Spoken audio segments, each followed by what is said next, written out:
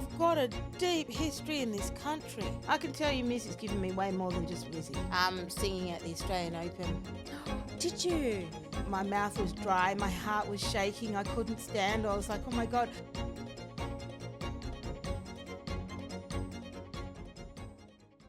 We acknowledge the traditional custodians of the land on which we gather today, the Noongar Wadandi Mort.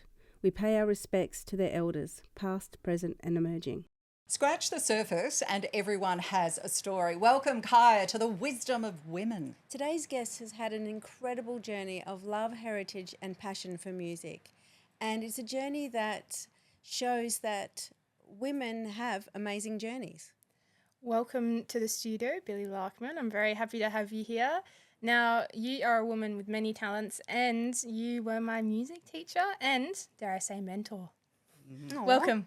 Lovely. Thank you for having me, everyone. Now, Billie, we've been very excited about having you in this studio because your life story is just ridiculously amazing. You're a very talented young lady. Do you like the way I said that? Yes, young I do. lady. Thank you very much. Yes. Because I want to acknowledge the journey started, though, for you, your incredible life, pretty much right from early days.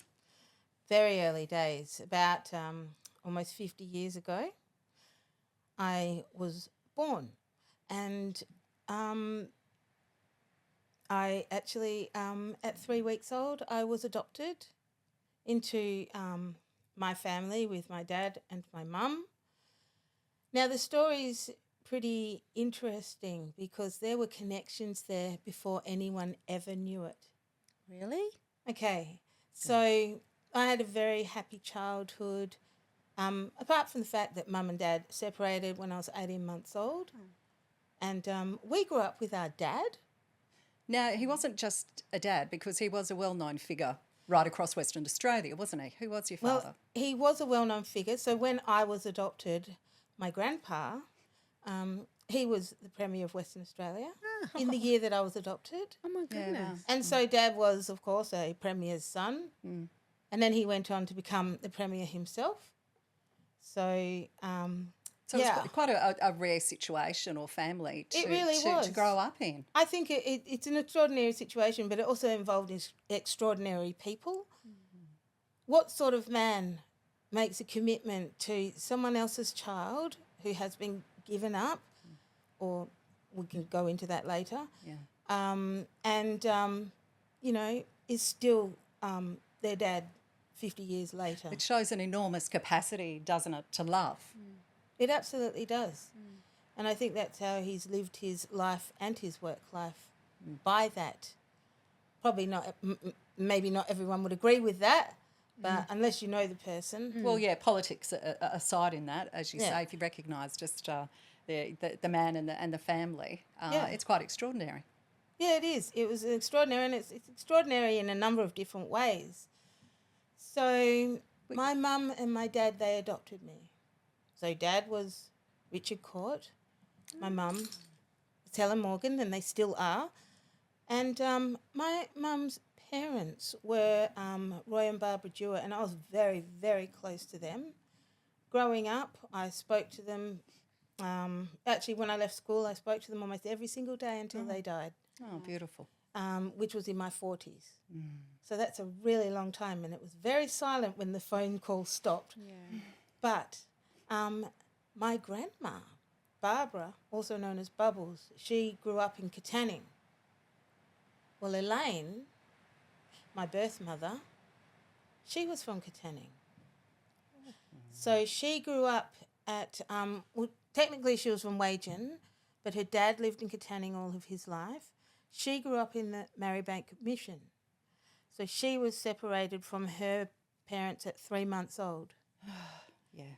So she was put in the mission just outside of Katanning. And she was a fiery little thing. She used to run away all the time. She would lead the other kids to run back to Katanning to go back to their parents. And, of course, they were captured and returned. And taken things back. like that. But she grew up in Katanning and she went to school in Katanning. My grandma, she was a Beck, and the Beck family was a huge family in Katanning. Anyways, fast forward, my grandpa Roy died, And Elaine, my birth mother, came to the funeral. And looking at the funeral booklet, Mum had put in a photo of this of Roy and Barbara in front of this giant tree. I think it was a salmon gum, and there was this little side of the shed. And Elaine was looking at it, and she just went, "My Uncle Peter used to work there." No. Yeah. And all of Mum's cousins gathered around, and they're just like, "We knew Peter Johns." And anyway, that was how the connection was discovered, that two families were working side by side in Katanning. And then Elaine left Katanning, came up to Perth, had me. Then Mum, whose mum was from Katanning, came and picked me up with Dad. My Did they goodness. know No that one connection? knew. No one knew at the time until my I'm sorry, grandpa's funeral. I've That got was in- chills. that was Yeah. in 2014. So, That's amazing. Oh, Yeah. honestly, my skin's going. there's other coincidences in my in that sort of side of my life. When I started looking for Elaine, I was 23. I'd just come back from the mines. I did 7 months. It felt like 7 years. Well, yeah. That's a big industry, and it takes a toll on you. It does. It really did. It took a big toll on this little princess anyways. Yeah. So I'd just come back, and we just moved into a place, me and my boyfriend, in Como. I'd never lived in Como before. I never lived there afterwards. Anyway, unpacking the boxes. I had previously, about a year beforehand, I had sent for the Details of yes, of to find out who my birth parents were from what The Department of heritage Children, DCF or something. yeah, okay. Back then, yeah. And so I got them. I thought, oh, today's a nice day. I'll just go and walk up to the post office and send these off right now. Well, 4 weeks later, I got a letter from a lady called Dawn Wallum, who is my birth mother, Elaine's cousin, first cousin. And she said, "We've got great news for you. We've located your birth mother, Elaine, and she lives in No. No way. Como." Oh. Yeah, that's Okay. exactly how it happened. Like, of all the places This in was Western Australia. This was meant to be. Yeah, I never lived there before. I never lived there since. So what did you do? Like, you've Well, read this. What I met was your her. reaction? I met her, and Dad came with me, and it was just a private little meeting at the end of Men's Street in the little Yeah. park Yeah. overlooking Perth. And we just met, and it wasn't like, oh, all the birds started chirping and it was like a Disney moment. It wasn't like that for me. But it was very special, and it was really, really important for me to find out where I came from. And if I had the opportunity to, because my birth father, I never got to meet him. He passed away a few years before I actually started looking. But I have since met brothers and sisters, and And quite a clearly, few of us. clearly your mum's story is her story. Yeah. Were you able to, over a period of time or whatever, reconcile her giving you up for adoption and your life? Like, were you Look, able to put it together? I've never blamed her for what happened. She was basically coerced into giving me up. And she had issues that she had to deal with as well. I mean, I can't imagine how it would have been. It would have just been heartbreaking. How could you walk away? I don't know. But, these things happen to a lot of people, not just Aboriginal people. There's a whole generation of non-Aboriginal people to whom this happened. So you have this whole new family to meet. Oh, God. Yeah, you should have heard how she related to my brother and Oh, sister. really? She was like, guys, there's something I haven't told you yet. And then, they were pretty excited to know. And it wasn't just me. There's another one before me. Oh, wow. Yeah. So he's currently, I think, living in the Northern Territory. No, Northern Queensland, on this side of the top end. Wow. Yeah, in that Gulf. I don't know what it's called. Carpentier. Yeah, that one. Yep. Yep. Yeah. So anyway, talk about life expanding. Talk about suddenly finding yourself. Like, did Christmases become, It was. twofold? You've got a lot of ground to cover. well, I'm a pretty fiery person. It wasn't exactly roses the whole time, but I came to form a great love for Elaine and a deep connection with her. She recently passed away, 2021, and she was 66. Mm-hmm. It's not that old, I was just thinking very that's pretty young. Yeah. but she had aged, and she'd had a hard life. Hard life, but a solid and fair life, I guess. Yeah, I mean, 66 is pretty old for some people. You have spoken about how your family had always encouraged you to embrace your culture. Yeah. Did you? So that's pretty special as well. Yeah, when I was a kid, I didn't realise this, but I'd always had Aboriginal children's books and comics and things sent in my room because people from the community would send them to Dad and then Dad would give them to me. That's nice. So I always had these books on Aboriginal life and I used to read them and just think, wow, this is awesome. And now looking back, I realise, it was really special that the community was reaching out and Dad was making sure that it was all there for me, Yeah. I mean, he did the best that he could, that's for sure. Probably over and above. Yep. That's pretty special to be able to talk about that, to be able to reflect and have those kind of thoughts and emotions about it all. Yeah, it is, because when you're younger, you don't see things the same way. No, you don't. No. Not at all. No. What about the music side of it? I always did music. Hey? Yep, I started. I think I started doing piano when I was about 4 years old. No, really? Okay. And I've still got a little opus that I wrote at 4 years old.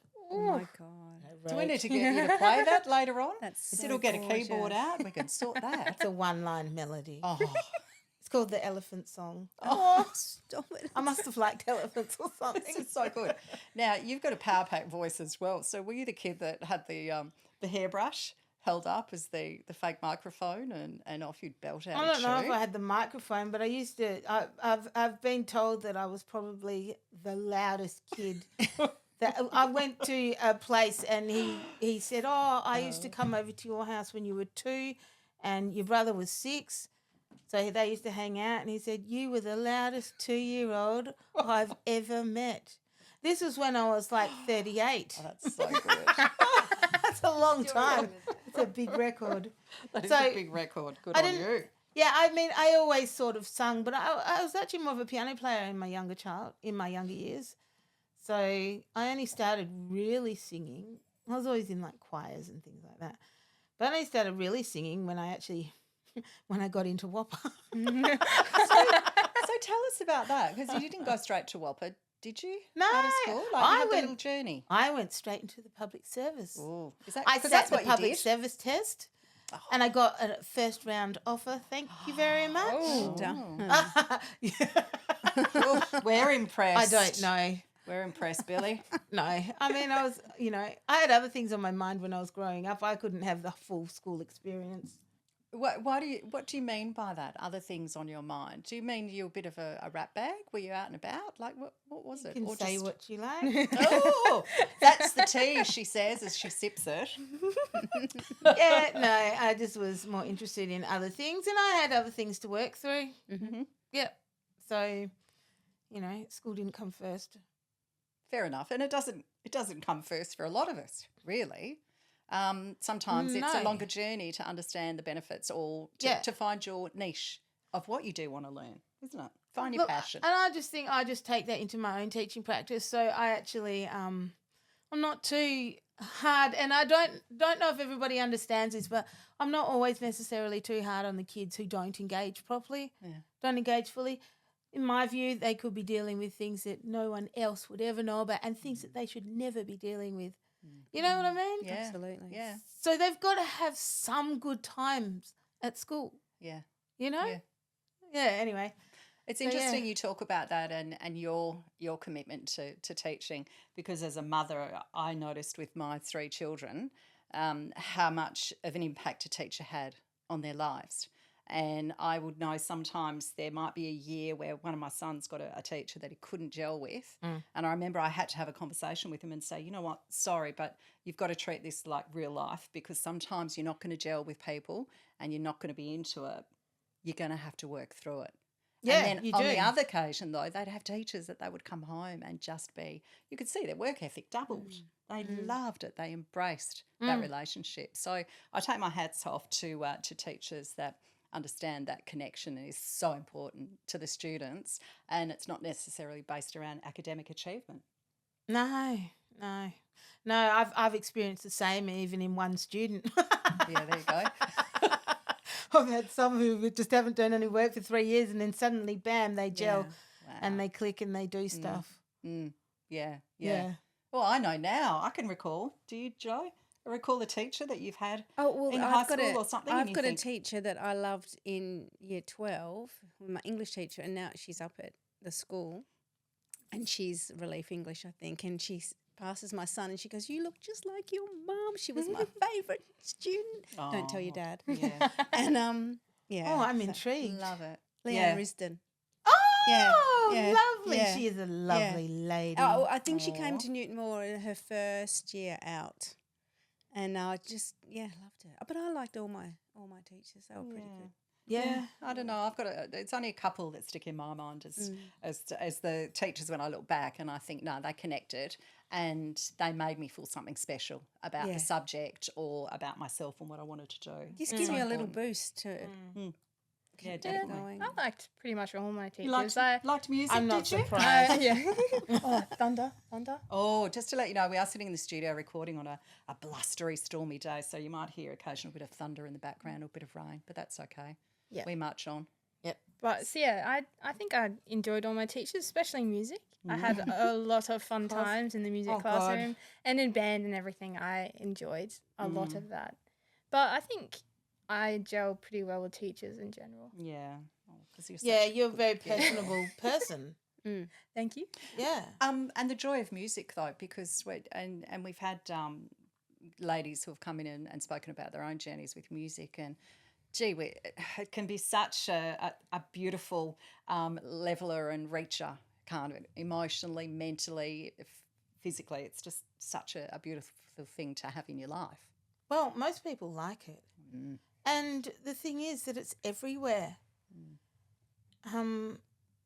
It's such a big part of our lives, and I can't imagine what it would be like without it. But it just does so many things for so many people.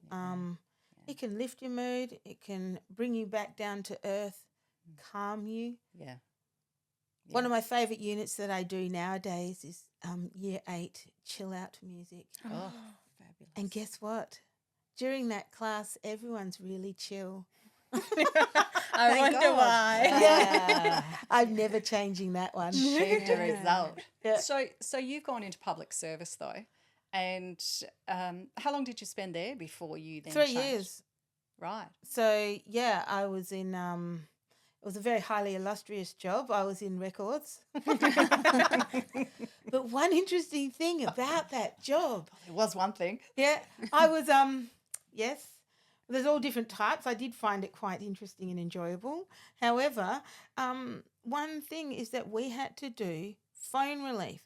So I worked at TAFE External Studies, and I was the shyest thing you'd ever met, except when I was at home I wasn't shy. But, I was very, very shy. And it was that telephone switchboard with the 10 incoming lines that just changed everything for me. I'd have calls coming in. Good morning, TAFE External Studies. How can I help you? And send it off to the number. Next one, good morning. And it just really I think that actually really helped to open me up. Yeah. Because I had to do it. I mean, I was so shy. I was just like, I'm going to die if I have to do this. But I learned. Yeah. Yeah. And it's interesting when you push yourself, Yeah. you actually learn. What But you I had can no do. choice because I had to do relief. You were thrown into that one. Certainly was. But Yeah, it you was good. survived and you grew from it. Yeah. I liked that job, and then I started getting itchy feet, so I decided I wanted to go and try and study primary school teaching when I was 19, Nice. right? but I was still really shy inside. Mm. So I remember it was time to end it when I was too scared of a 5-year-old on my mini prac. He really helped me through that. He was such a good boy. Did he hold your hand? No, but he was like, "It's okay." It's okay, miss. Were you crying or something? No, I wasn't. I was just nervous. I don't know. I was just really nervous. And 5-year-olds can be intimidating. That's nice that he was there to support you. well, I'm not scared now. Yeah. Yeah. I was 19. And then after that, that's when I packed up and I just thought, nah, I'm going to go to the mines. Yeah. So I went and got myself a job on the mines. Mm. Yep. And I wanted to be a truck driver. Mm-hmm. Went and got my license. So I actually have my heavy vehicle license. Ooh, that's impressive. I used to practice in this long minibus reversing down the laneways in Subiaco. Lord. Yes.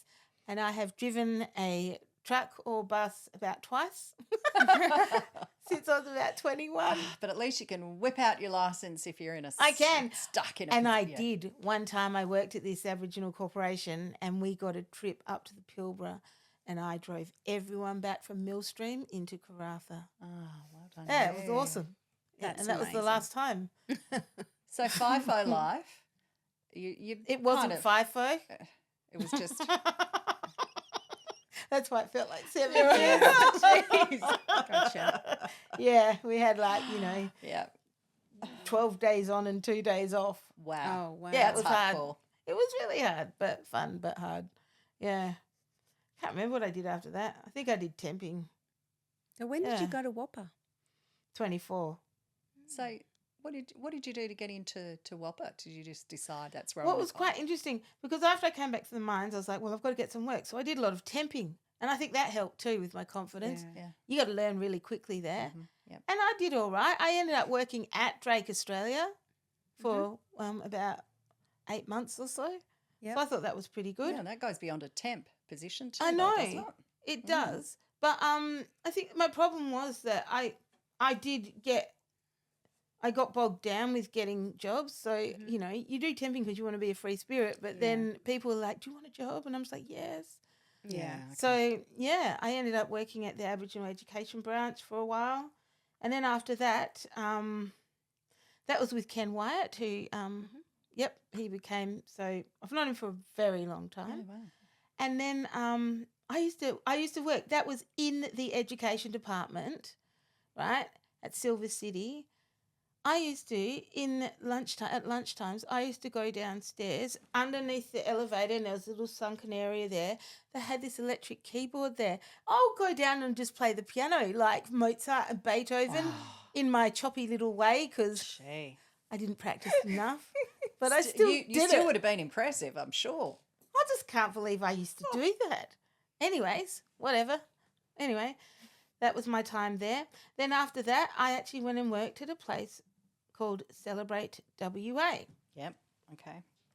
And so they coordinate all the West Australian of the Year awards and Harmony Week festivals and a lot of West Australian festivals. And while I was there, my boss was like, well, why don't you audition for Whopper? And I'm just like, okay, what's that? No. You know, I wasn't one of these who had always been, you know, Yeah. wanting it. I actually tried out for Whopper when I was 17 for the piano and I played a dreadful version of Bridge Over Troubled Water on the piano and I didn't get in. Oh. Do you know what? I had a similar experience. I tried to get into NIDA Yes. many, many years ago and I just met my husband only for a couple of months. So we drove up in my little Escort up to Perth and we went for the auditions there. And I got through to round 3. I was there all day and there was 4 of us left. And I actually had started doing the kids show.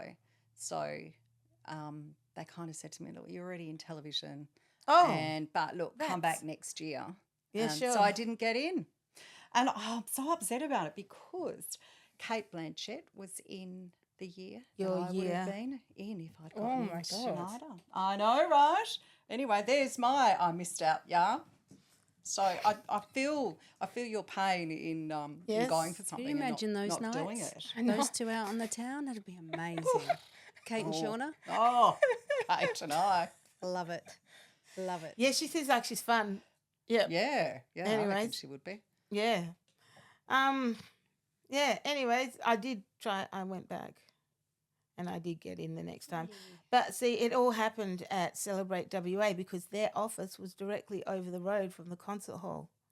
Ah. Yeah, across the terrace. So there was a music teacher who also worked, an older lady called Val, and they were like, okay, you want to audition?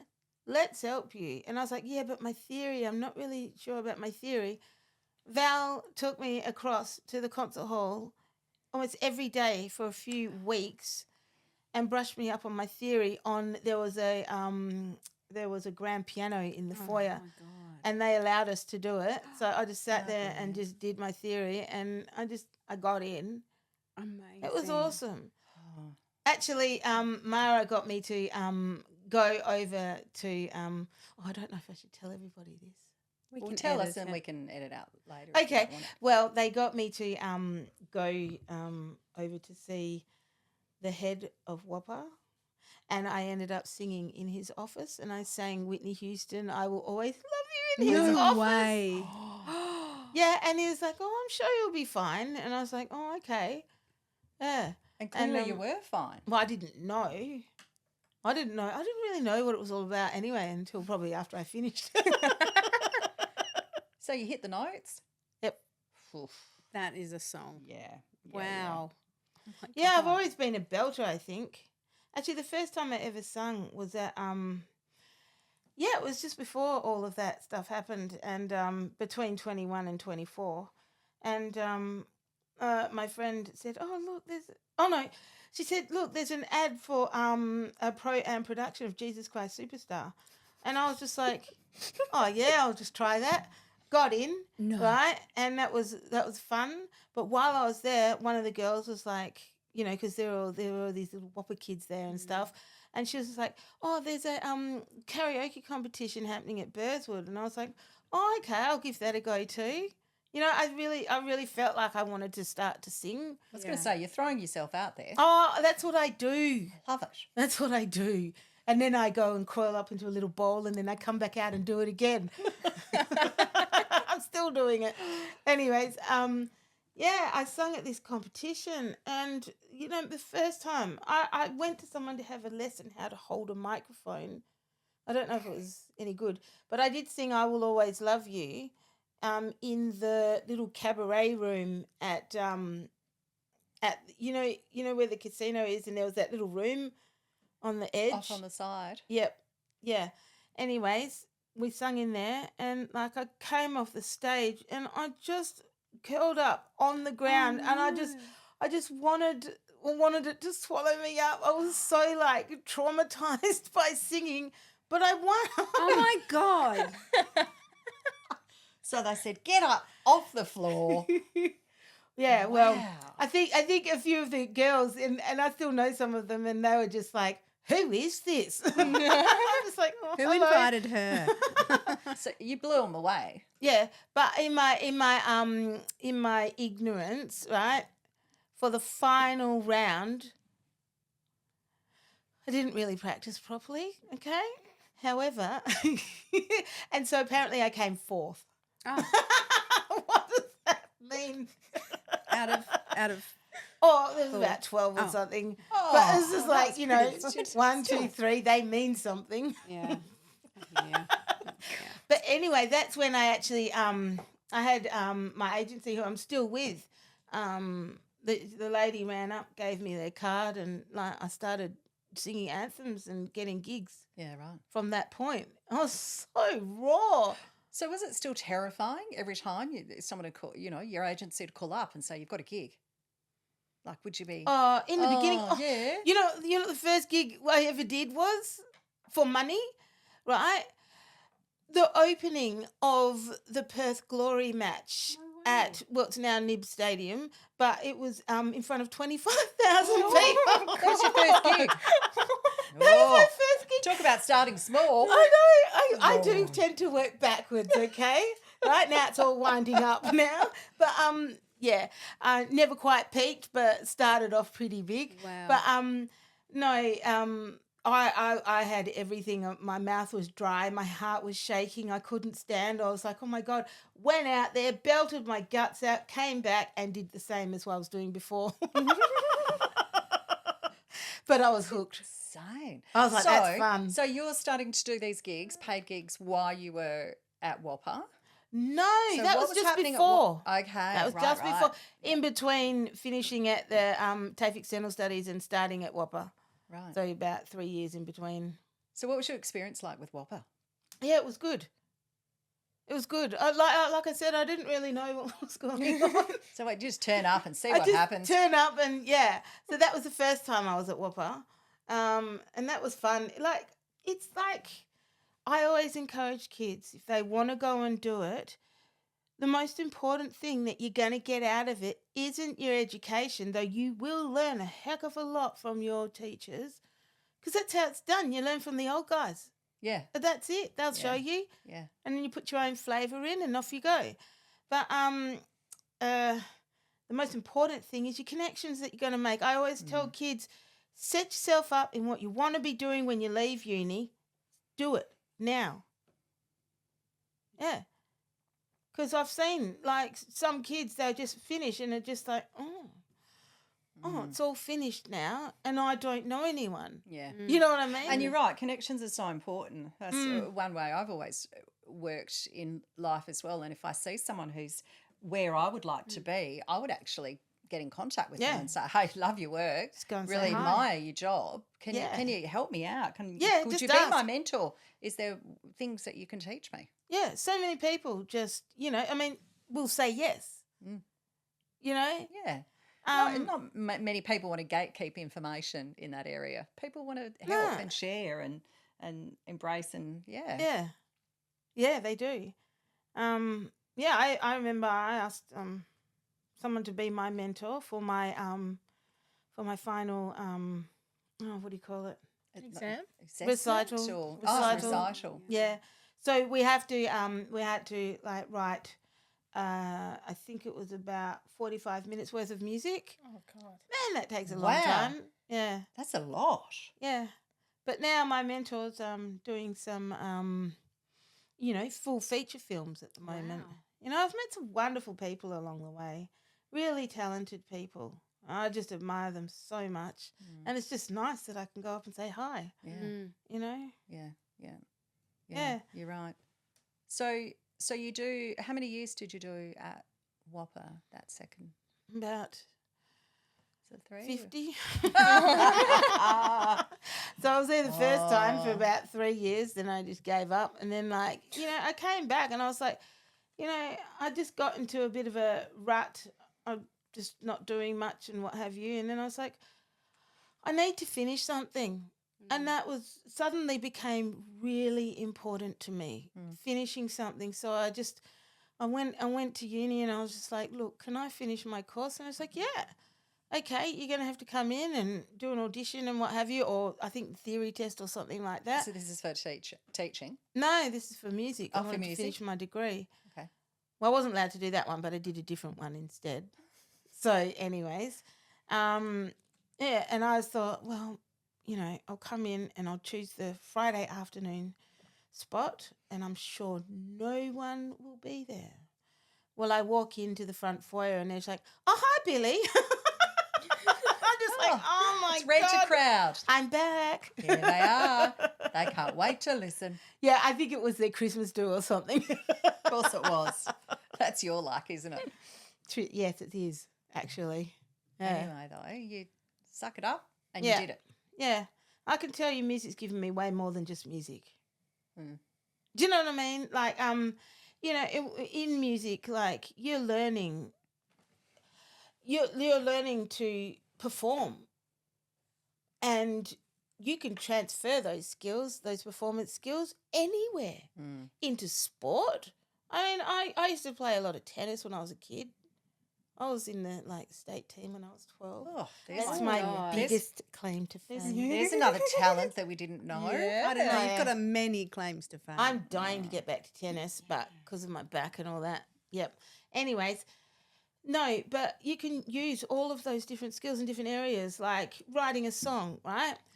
You know, you're learning how to get the information to put it together, what you need to do, right? All the different aspects and everything, and then suddenly you've got something out of nothing, and it's a real thing. It all comes together. Yeah, you can do that as a business proposal. And then you've got your performance skills, so you can stand up and deliver it. Yeah. Yeah, because I don't think the kids don't have to become musicians to get something out of learning music. Yeah, You know, right. it teaches so much. Yeah. I could go on. Yeah. No, but you're right. It's just there's such an amazing element to music. And Sid, I know that you have gotten a lot out of music, even if it's just listening to it and putting together a few bits and pieces. Well, music helps with mental health and all that as well, to help people go through things and get through life. And I think it did help writing stuff down and thinking of how it would be sung or all that, because it just helped me write down my feelings and everything as well. So that's how it helped me. Yeah, yeah. And listening to it. A therapy in many ways, isn't it? The Yeah, power of music. And it'll continue to help you all throughout your entire life. Like, you might pick your saxophone up again. Oh. My clarinet. Oh, your clarinet. Yes, please. Yes. I should get it out now. Oh, oh. Yeah, you and Billy can, thrash out a bit of something for us. Yeah. Yes. Yeah, it is important, isn't it? Yeah, it's really Music. important. And especially writing, it's really, really special being able to put your thoughts down, and strengthening, I think. Because one thing about musicians is they, and the really successful ones, they're not afraid to bare their soul. Whereas a lot of people get caught up at that point. They just don't want to reveal themselves any further. Yeah, it's quite a special thing that not many people have it. I think that's what inhibits people, fear. Yeah, it does, doesn't it? Or Yeah, it could stops take them us. so far, but not any further. Yeah, Yeah. yeah. Now, you've had some interesting musical experiences along the way, and I'm not sure how much you can talk to us about it, but you had quite a sort of publicised connection with The Voice. You did an audition for them. Can you tell us what that experience, because that's certainly putting yourself out there nationally. Well, I can tell you, yes, it was. It was a lot of fun. It was a great experience. I can tell you that there's actually a number of rounds before you get a blind audition. So there's a lot of people who get through the first round, the second round, third round. And they do all different sorts of things. They'll take you across the country and do an audition over there, and then you have to do something on the video or submit your information. It was an interesting process.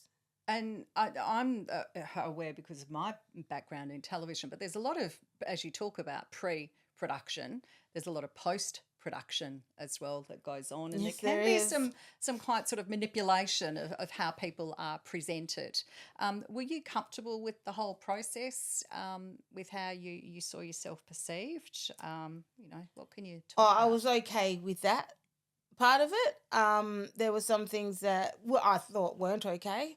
But, I was quite happy with what they presented in the little package on me. Yep, yeah. Yeah. And we can chuck in a little bit of music right now of What? your amazing audition. We'll Right. pop that in Okay. at a later date. All right. But just to show, so everyone can listen to what a power-packed voice you've got.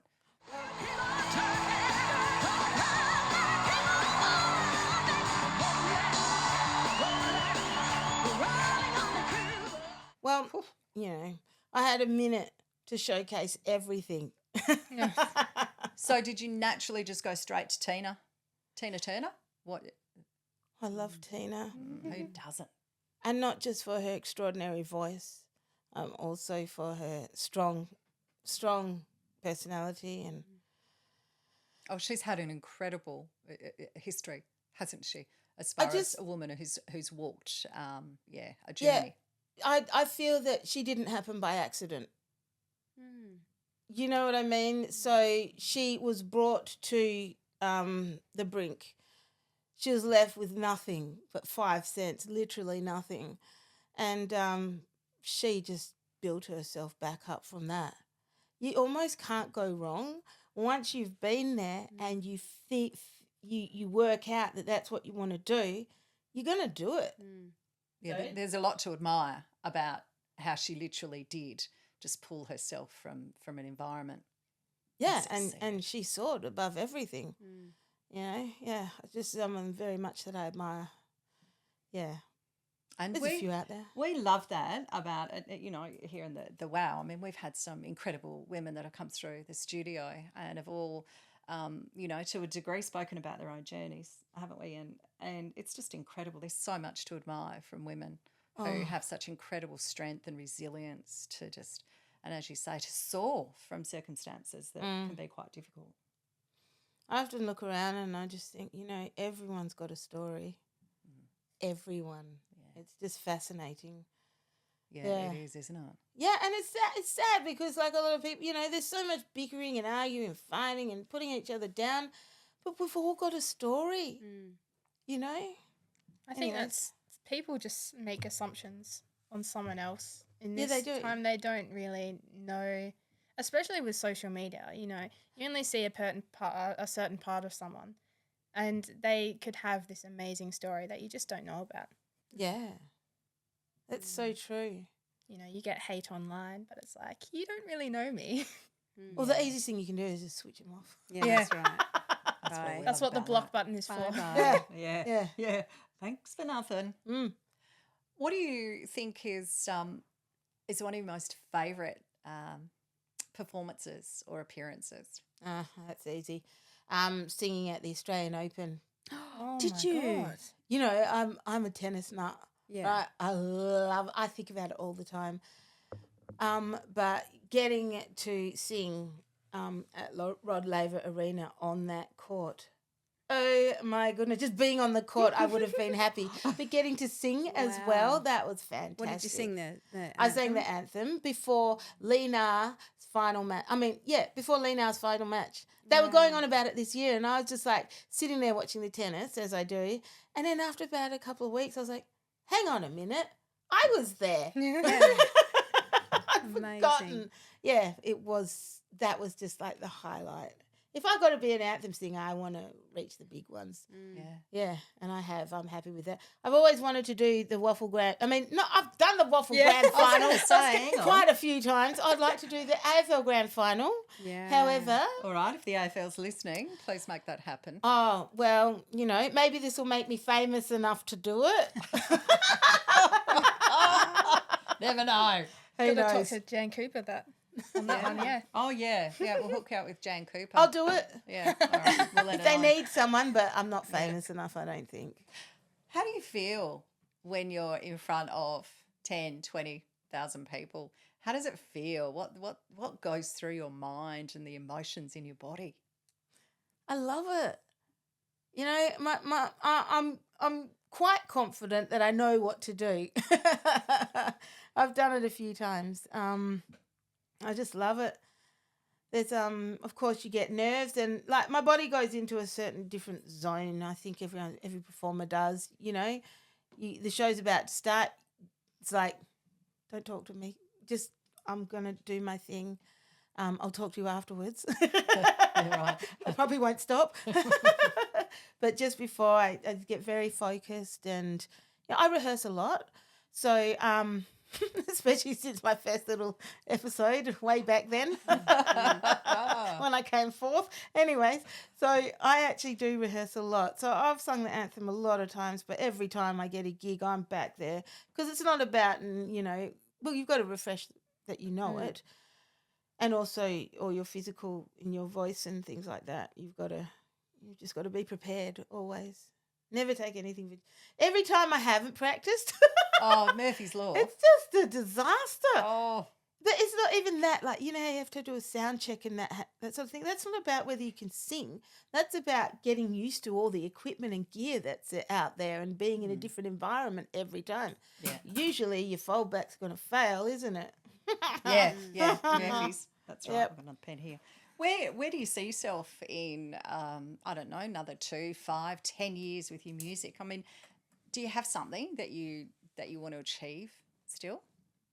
As apart from winning a karaoke competition, of course, coming number 1. Well, I just like to take it as whatever comes my way. I would like to do that. So I'm still doing gigs in Perth and things like that. Last year I was asked to write a piece for a saxophone quartet, which I absolutely loved. I'd never written for saxophones before, so I'd like to explore, I guess, a bit of composition, but that takes a lot of time. And being a school teacher, I love seeing kids achieve in music, of course, but also outside of music. I just want to, I want to sing. So I've actually just put myself out here down in Bunbury for the first time in 7 years. And you're very Takes popular. me a while sometimes. You're popular, Billy. Well, I just want to sing. I don't have any other motive other than just wanting to sing. It's time now. I just want to find a little spot, a little cafe somewhere, and just hide away in the corner and just sing my guts out for a few hours. Yeah, That's awesome. yeah, and do my teaching. Love teaching. I can't say how much I love it. Yeah, How proud are your families? I think they're pretty proud. Yep. It was quite funny at Christmas this year because I actually wrote a handbook for music. I should have brought it in to give What do you it to mean? you. A handbook? I've written a little handbook of everything you need to know about getting into music, what you have to do, that it's 3 parts, Wow. right? And all the uniforms, our facilities. Did you know we've got a music lab now? No. Yeah, we've got 25 iMacs. Are you? Oh no, actually, I remember you We have talking about 4. it before. Yeah, but we've got it now. Oh my god. Yep. Anyways, Yep. Right as I've left as well.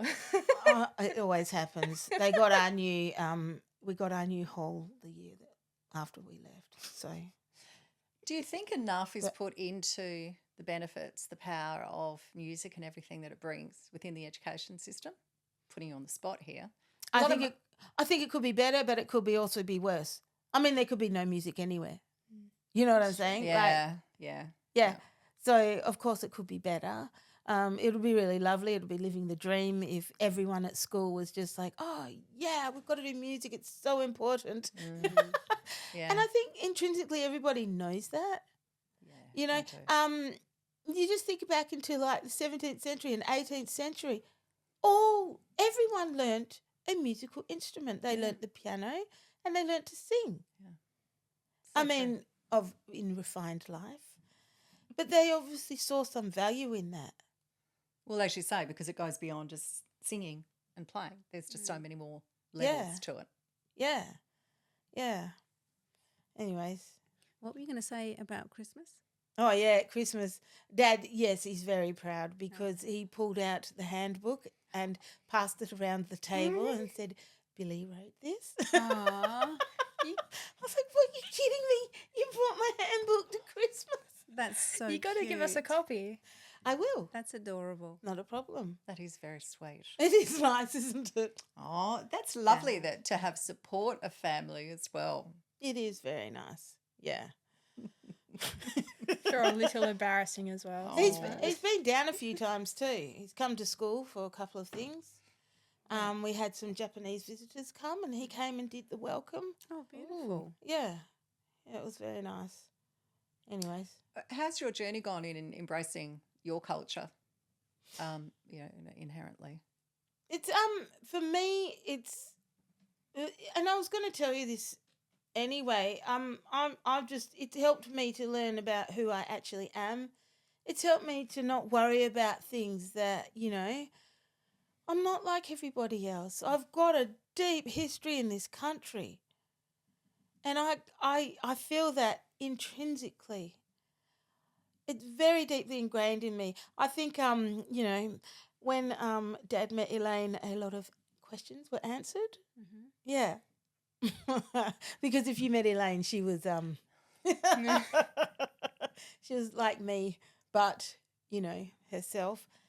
But I've got that connection, and no one can take that away. And what I'm learning as I get older is to not be ashamed. There's a bad stigma about Aboriginal people in Australia, and I could say that in the whole of Australia, in every corner of society. There's a really negative thing, and it can lead to a lot of shame. So when you go into a shop or what have you, and you're being watched, and they don't necessarily want to help you. I have been learning over the last, I think teaching also teaches you a lot. It's like a mirror. Yeah. It shows you a lot about yourself, when you're relating to the children, and they've got their own minds. That's why I chose high school. I couldn't do primary school. But I'm learning to let go of the shame and just to be myself. It's an interesting thing. Everyone says be yourself, but if you are, you get hammered for it. Yeah. But I'm just like, well, forget it. I'm just going to be who I am. Yeah, and I can stand tall on that because I don't have any mean intentions for anybody. Yeah, I just want good things for everyone. And it's perfect that you've reached that stage in your life where you can feel comfortable in saying that. Well, I'm and being almost like a 50-year-old woman. It takes a bit of time, do you think? It's Best wisdom. ones. It's the developing of wisdom and knowledge. Yeah, and I've also heard 50-year-old women that they're not willing to. Yeah, right. They're not willing to, Okay, well, they haven't take got the nonsense. wisdom yet. Yeah. Nonsense anymore. Yeah. So I'm just whatever. And what fantastic sentiments as well, though, for younger Aboriginal people to be listening to. Yeah, well, yes, Step into it. definitely. One thing I do wish that more Aboriginal people do would be to sing and act more, because it's our culture. I was just going to say, culture. You are storytellers. Yeah. You are musicians. Dancers. Yep. Yeah. I don't know.